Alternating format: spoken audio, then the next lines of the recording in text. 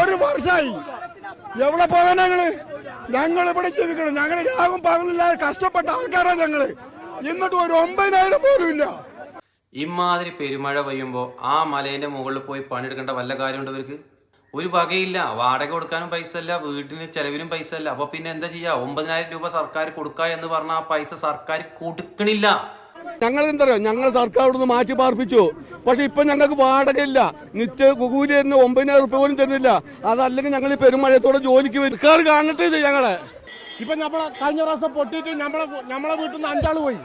നമ്മളെ കാര്യങ്ങൾ തറവാട് പോയി. ഇവരെന്താ പറഞ്ഞത്? തരില്ലെന്നാ പറഞ്ഞു സാറേ. ഇവർ തരില്ലെന്നാ പറയുന്നത്.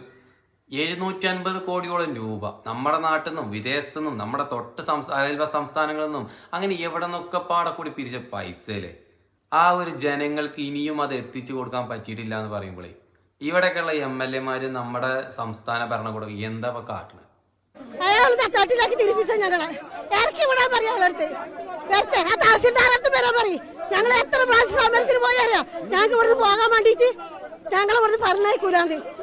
ഉദ്യോഗസ്ഥങ്ങളുടെ ഒരു അനാസ്ഥ ഇവിടെ ഉണ്ട് എന്നുള്ളത് നമ്മൾ ഈ ആളുകളുടെ പ്രതികരണം കാണുമ്പോൾ നമുക്ക് മനസ്സിലാവുണ്ടല്ലോ. ഇതിനൊക്കെ ഒരു പരിഹാരം സർക്കാർ എത്രയും വേഗം കണ്ടുകൂടെ അല്ലേ? അടുത്തൊരു ദുരന്തം വന്നു ഇനി അതിന് പാട്ടപ്പിരിവിന് ഇറങ്ങണ മുന്നേ ഇപ്പൊ സംഭവിച്ചവർക്കൊക്കെ എന്തെങ്കിലുമൊക്കെ ഒന്ന് എങ്ങനെ ജീവിക്കും ഞങ്ങള്? ഞങ്ങളെ കൊല്ലാതല്ലത് എന്താണ്? കടല്ല, വെള്ളല്ല, ഒന്നുമില്ല.